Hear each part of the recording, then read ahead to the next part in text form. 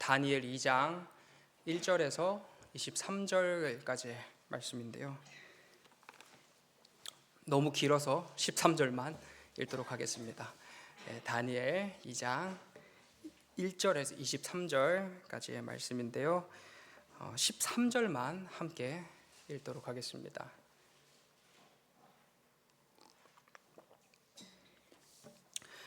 다 찾으셨으면 한 목소리로 읽도록 하겠습니다.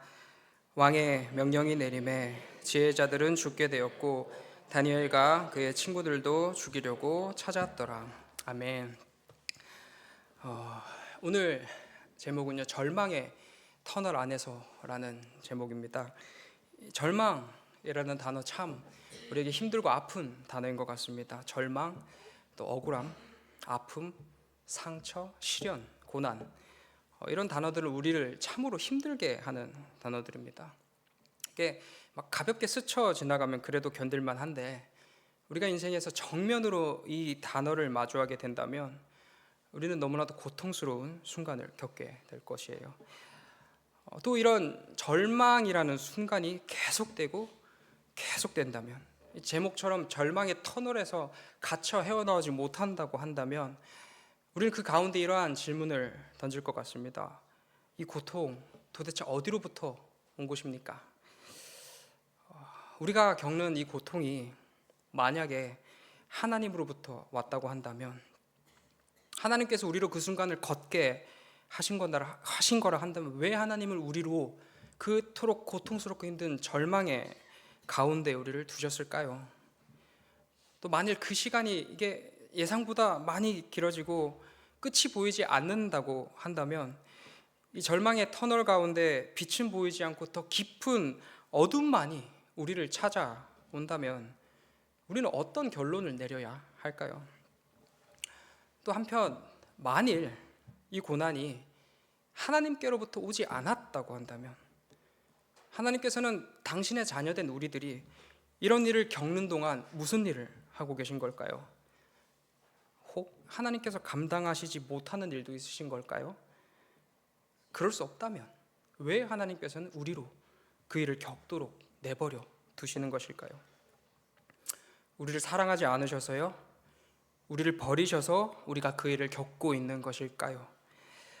이렇게 생각해도 저렇게 생각해도 도무지 정답은 모를 것 같습니다. 우리가 아는 하나님, 결코 능력이 부족하신 하나님이 아니시고 우리를 사랑하지 않으시는 하나님 더더욱 아니시죠. 누군가 저에게 이런 종류의 문제로 만약에 상담을 요청해 온다면 저는 그 어떤 때보다 신중해야 할 것 같습니다. 제가 알고 있는 그 어떤 짧은 지식이 혹은 그 사람에게 더 큰 상처로 돌아가지는 않을까. 제가 그냥 가볍게 스쳐 지나가듯 던진 그 한마디가 절망 중에, 고난 중에 계신 그분께 더 큰 아픔을 주지는 않을까, 참 많이 고민도 하고 많이 신중해야겠죠. 참 이 고통의 문제, 이 절망의 문제, 이 아픔의 문제는 여러모로 어려운 문제인 것 같아요. 우리는 이 절망과 고난의 문제, 특별히 이것이 어디로부터 왔느냐 하는 근원적인 문제에 대한 답을 내리는 것이 참으로 어렵고 참 민감한 문제인 것 같습니다. 오늘 다니엘도 딱 그런 상황인 것 같아요. 순서가 조금 섞이긴 했는데 작년 11월 말 오후 예배 때 1장 후반부의 내용을 제가 했었어요. 그래서 갑자기 2장으로 쭉 넘어갔는데요. 그때 나눈 다니엘 이야기, 그리고 지난주에 나누었던 다니엘의 모습은 나름의 최선을 다해서 하나님을 향하여 달려간 사람이었습니다. 어쩌면 다니엘의 저항이 미미해 보이기도 할 것입니다. 참 작아 보이기도 할 거예요. 하지만 나름의 최선을 다해서 기를 쓰고 저항합니다. 비록 그 저항으로 세상을 바꾸지 못하고 큰 영향력을 끼치지는 못했을지라도 다니엘 새 친구 최선을 다해서 저항합니다. 왜 그랬을까요? 그게 바른 삶이기 때문입니다. 나를 살리신, 나를 구원하신, 나를 당신의 자녀 삼으신 하나님께 감사하다면, 그 하나님을 내가 사랑한다면, 그리고 우리가 진실로 하나님 당신께서 온 세상의 창조주이심을 믿는다면 그분의 뜻대로, 그분의 질서대로 살아가는 것이 옳다는 것을 압니다. 그렇기 때문에 그 모든 이유 가운데에서 비록 완벽이라는 것을 살아내지 못할지라도 최선을 다해서 길을 쓰고 저항하는 삶을 살아가는 거예요. 그렇게 저항하면 나름의 수고로움으로 그 인생을 살아가는 모습이 다니엘의 모습입니다. 그토록 최선을 다한 다니엘, 하나님을 진실로 사랑하는 다니엘이죠. 그런데요, 그렇게 열심히 신실하게 살아가는 다니엘 앞에 오늘 본문처럼 참 절망스러운 순간이 찾아옵니다. 너무나도 터무니없는 일이 그에게 찾아온 거예요. 바벨론 왕 느부갓네살이 꿈을 꿉니다. 그리고 꿈의 내용 때문에 마음이 참 흔들려서 괴로움을 느끼게 돼요. 이에 그 나라의 박수, 술객, 점쟁이, 술사 모든 사람들을 부릅니다. 그리고 그들에게 이렇게 얘기하죠. 내가 꾼 꿈의 내용과 그 꿈의 해석을 말하라 라고 얘기합니다. 만약에 너희들이 그 꿈과 꿈의 해석을 말하지 못할 시에는 너희들의 몸은 쪼개지게 될 것이며 그 집, 너희들의 집은 거름더미 곧 똥무더기가 될 것이다. 대신에 너희들이 꿈과 꿈의 해석을 보이면 내가 큰 선물과 상을 너에게 주겠다 라고 이야기합니다. 이 얼마나 말도 안 되는 소리입니까? 이 사람이 악하지만 얼마나 악했으면 그런 소리를 할까요? 느부갓네살, 이 폭정이라고 하는 것의 끝을 보여주고 있습니다. 현실적으로 절대 불가능한 일을 해내라. 하지만 하지 못하면 너희는 죽는다. 너희 집안까지 내가 쓰러뜨리겠다. 이렇게 보면 어떻게든 죽이려는 명분을 만드는 것밖에 보이지 않습니다. 아무리 왕이라고 해도, 아무리 그 꿈 때문에 본인이 스트레스 받고 힘들다고 하더라도 이건 아닙니다. 그 후에 보상이 약속된 게 무슨 의미가 있겠습니까? 그 누가 보상 받을 수나 있겠습니까? 현실적으로 불가능한 일을 던져놓고 아무리 좋은 보상을 이야기한들 그 보상이 힘이 될까요? 그렇지 않습니다. 오히려 그 보상이 빛나면 빛날수록 그들은 더 비참해질 것입니다. 네, 절망입니다. 억울함입니다. 고통이며 고난입니다. 참으로 큰 위기를 맞이한 박수와 술객들입니다. 예, 왕에게 가지요. 왕에게 가서 왕 제발 꿈이라도 말해주세요. 그러면 해석을 해주겠습니다. 말하지만 왕은 단호히 거절합니다. 본인이 말도 안 되는 명령을 내려놓고 도리어 너희들이 잘못했다라고 얘기하죠. 너희는 내 마음이 바뀌기를 바라는구나. 시간을 끌어서 너희들이 뭔가 수를 계속 찾고 있구나 라며 크게 화를 내며 그 즉시 이 박수와 지혜자들을 죽이라라고 명합니다. 그런데요, 이 왕이 분류한 지혜자에 있어서는요, 박수와 술객, 점쟁이, 이 바벨론에 있는 그런 사람들만 포함되어 있는 것이 아닙니다.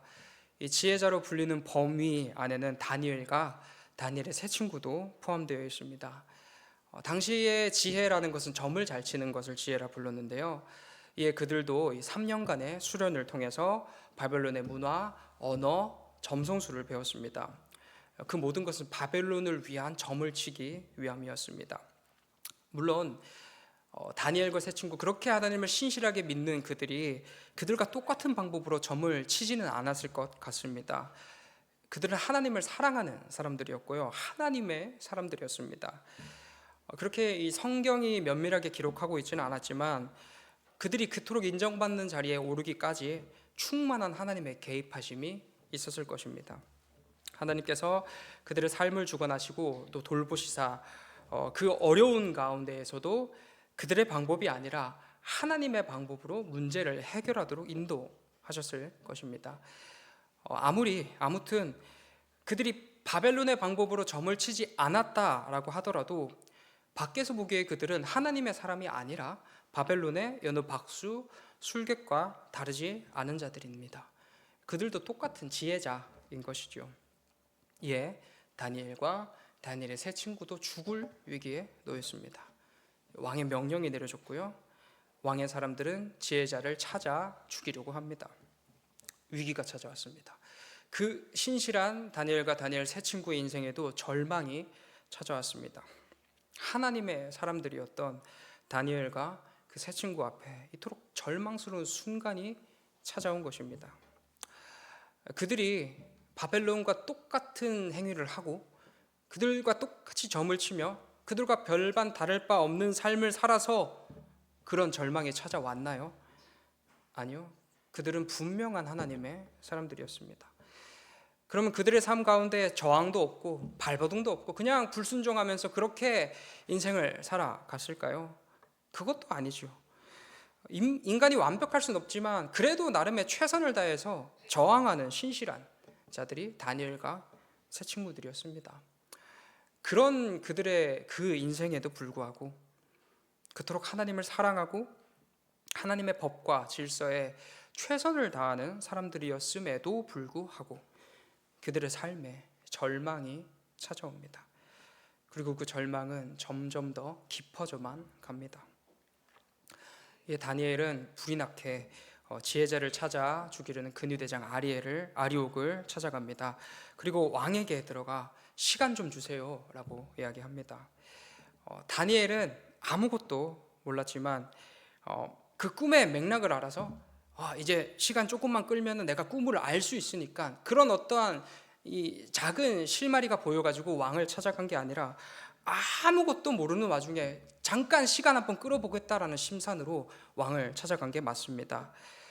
다니엘이 정말 하나님의 뜻을 하나님께서 이러이러한 목적으로 이러이러한 뜻을 펼치기 위해서 이런 시간을 두셨구나라는 지식이 있어서 하나님의 계시가 있어서 평안하게 왕에게 가서 왕 시간 좀 주세요라고 얘기한 게 아니라 정말 간절함으로 임기응변처럼 왕에게 가서 시간을 구한 것이죠. 하지만 이런 다니엘에게 분명한 확신이 있었습니다. 어떤 확신이냐면 제가 처음에 드렸던 질문에 대한 확신인데요. 이 모든 상황이 하나님께로부터 왔다라는 확신입니다. 이토록 절망스럽고 이토록 아프며 억울하고 고통스럽지만 이 모든 게 하나님께로부터 왔다라는 사실입니다. 확신이죠. 그 이유는 모르겠습니다. 하나님께서 왜 나에게 이토록 아픈 순간을 맞이하게 하셨는지, 하나님께서 나를 왜 이토록 이 고난 가운데, 이 절망 가운데 나를 밀어 넣으셨는지, 내가 걷고 있는 이 절망의 터널은 끝이 가까워지는 게 아니라 더욱더 왜 깊은 절망으로 들어가는지. 하지만 참 힘들고 아프지만, 그리고 하나님께서 왜 그러시는지 이해도 납득도 되지 않지만 이 모든 상황이 하나님께로부터 왔다라는 것을 압니다. 우리 하나님 온 우주 만물의 창조주이시고요, 이 세상 모든 것은 하나님의 뜻 안에서 펼쳐짐을 믿습니다. 낙엽 하나, 공중에 나는 새 하나, 하나님께서 모르신 채 떨어지는 일 없고요, 세상의 모든 것들은 하나님의 주권 아래에서 펼쳐진다라는 그 사실을 다니엘은 분명하게 알고 있었습니다. 그리고 그 하나님은 반드시 선하신 하나님이라는 것을 분명하게 알고 있었습니다. 내가 보기에 어떠하든지, 내 상황이 실제로 참으로 절망스럽든지 그렇지 않든지 그 모든 상황을 주관하시는 분은 하나님이시며 그 하나님은 분명 선하신 하나님이십니다. 하나님께서 선하시기 때문에 분명 선하신 뜻이 그 가운데 있을 것입니다. 비록 나는 지금 절망의 터널 한가운데 있지만 이 상황을 주관하시는 하나님은 분명히 선하시기 때문에 우리들의 끝은 결코 절망일 수 없습니다.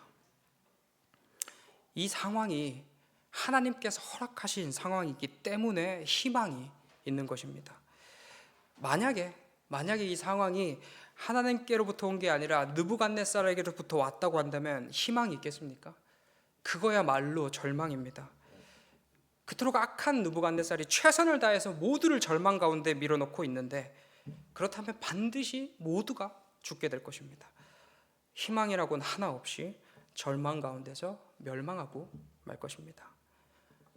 그러나 이 상황은 하나님께로부터 왔기 때문에 희망이 있습니다. 그분은 선하신 하나님이시기 때문에 반드시 그 가운데 선하신 하나님의 뜻을 담아두셨고요.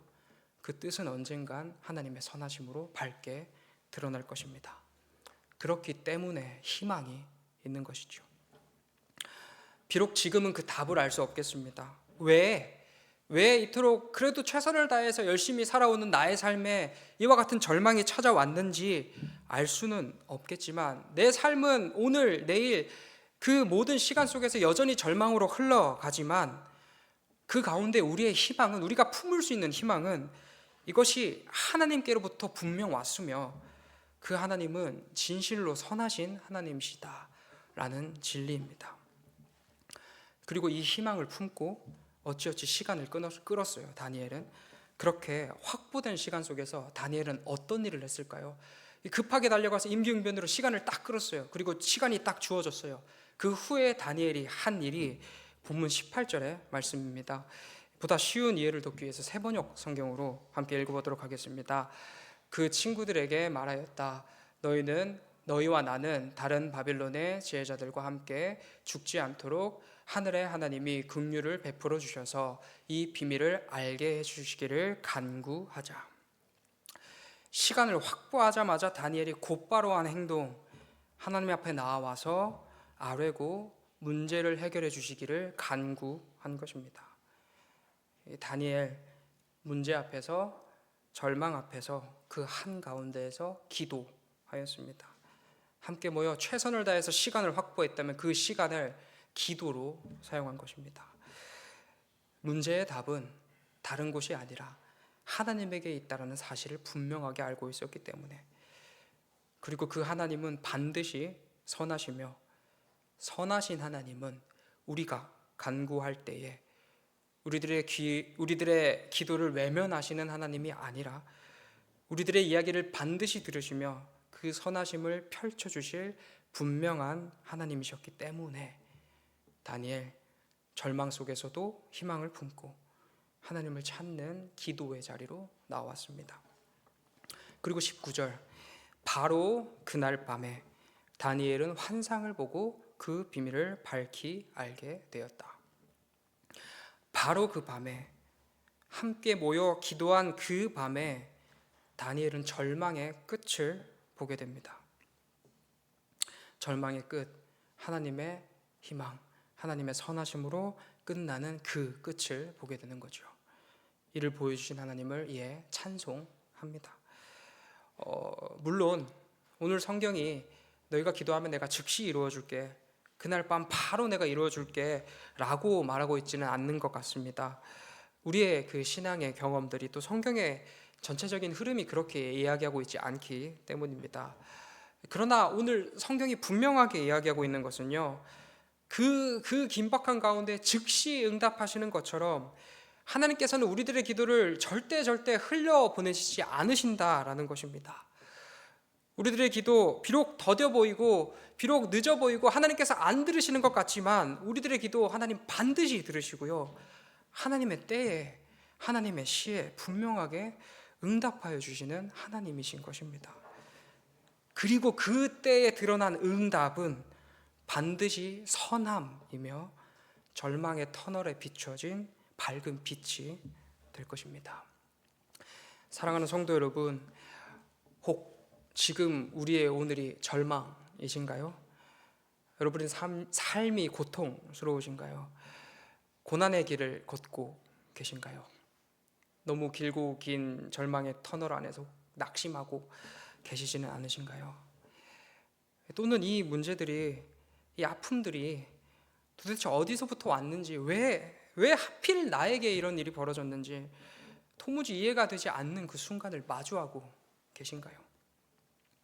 제가 감히 그 문제를 가볍게 여겨서 이 고난 중에 계신 분들의 마음을 전혀 헤아리지 않은 채 그저 정답만 외치는 것이 아니라 너무나도 조심스럽게, 또 참으로 그 문제가 속히 해결되기를 바라며 그 고난 가운데 함께 우는 심정으로 성경의 말씀을 전합니다. 그 문제, 하나님께서 우리에게 주신 문제가 맞습니다. 그렇기 때문에 희망이 있습니다. 우리에게 그 문제를 주신, 그 절망을 주신 하나님은 참으로 선하신 하나님이시기 때문입니다. 만물을 주관하시는 하나님의 손에서 벗어난 삶은 없습니다. 모든 인생은 하나님의 손 안에 있습니다. 그리고 그 하나님, 선하신 하나님이십니다. 때로는 그 선하심이 우리에게 미처 누려지지 않아서 또 우리가 생각하는 선함이랑 하나님의 선하심의 색이 달라서 우리가 하나님을 오해하고 그 오해 때문에 더 큰 절망을 느끼기도 하겠지만, 그런 우리의 착각까지도 역전시키시는 분이 바로 하나님이시며 그 하나님이 바로 선하신 하나님이십니다. 이 선하신 하나님께서는 반드시 끝내는 우리로 그 절망의 터널을 벗어나도록 인도하실 것입니다. 우리에게 절망을 주신 하나님께서 반드시 그 절망의 끝에 밝게 빛나는 선하심이라는 희망으로 우리를 기다리고 계실 것입니다. 그렇기 때문에 우리는 절망 가운데도 희망을 품습니다. 그리고 그 희망 안에서 우리는 간절히 기도합니다. 하나님의 선하신 뜻이 이 땅 가운데 이루어진 것 같이 땅에서도 이루어지기를, 하늘에서 이루어진 것 같이 이 땅에서도 이루어지기를 간절히 바라는 마음으로 우리는 하나님의 선하심이 이 땅 가운데, 나의 현실 가운데, 나의 절망 가운데, 나의 고통 가운데 펼쳐지기를 바라는 간절한 마음을 담아 우리는 기도의 자리로 나옵니다. 나와서 간절히 기도합니다. 그때 하나님, 우리들의 기도를 외면하시는 것이 아니라 우리들의 기도를 바로 속히 들으시고 응답하여 주십니다. 그렇게 기도할 때에 선하신 하나님께서는 반드시 끝내는 우리들의 억울함을 풀어주실 것이고요, 끝내는 우리를 절망 가운데서 건져 주실 것입니다. 성경은 이야기합니다. 시편 42편 5절 말씀인데요, 내 영혼아 내가 어찌하여 낙심하며 어찌하여 내 속에서 불안해하는가. 너는 하나님께 소망을 두라. 그가 나타나 도우심으로 말미암아 내가 여전히 찬송하리로다. 아멘. 우리가 문제 앞에서 또 절망의 한 가운데에서 하나님께 기도할 때 간절함으로 주님 앞에 나올 그때에 그가 나타나 도우심으로 말미암아 우리는 살게 될 것이며 이내 우리의 절망은 사라지게 될 것입니다. 그리고 우리는 그 하나님으로 인하여 그 하나님을 찬양하게 될 것입니다. 이 진리가 바로 우리의 소망이자 우리의 희망입니다. 기도하겠습니다. 사랑이 많으신 하나님 아버지, 때로는 알지 못하는 일들이 우리 삶에 찾아오고 예상치 못한 일들로 우리가 힘들 때가 있습니다. 좀 우리가 노력하지 않는 것도 아닌데, 하나님을 사랑하지 않는 것도 아닌데, 차라리 우리가 벌 받는 거라면 납득이라도 쉬울 텐데, 나는 최선을 다해서 하나님을 사랑하고 있고 그래도 나름의 저항으로 인생을 살아가지만 내 삶 가운데 이유를 알지 못하는 절망들이, 그 낙심들이, 그 고통들이 우리 삶을 쥐고 흔들어 놓지 않을 때가 너무나도 많습니다. 하나님, 연약한 우리를 돌보아 주시옵소서. 우리들의 입술을 열어 간구하게 하여 주시옵소서. 그 절망 하나님께로부터 왔지 않습니까? 그리고 하나님 선하신 하나님이시지 않습니까? 그 선하신 하나님께서 주신 그것이라 한다면 반드시 선으로 끝날 줄 믿습니다. 주님이 절망에 놓인 우리들의 마음 하나님 헤아려 주시고 위로하여 주시옵소서. 그 절망 속에 희망을 꽃피울 수 있게 인도하여 주시옵소서. 그리하여 그 절망의 끝에서 밝게 빛나고 있는 선하신 하나님 바라보며 희망 가운데 걸어갈 수 있게 인도하여 주시옵소서. 감사드리며 예수님 귀하신 이름으로 기도드립니다. 아멘.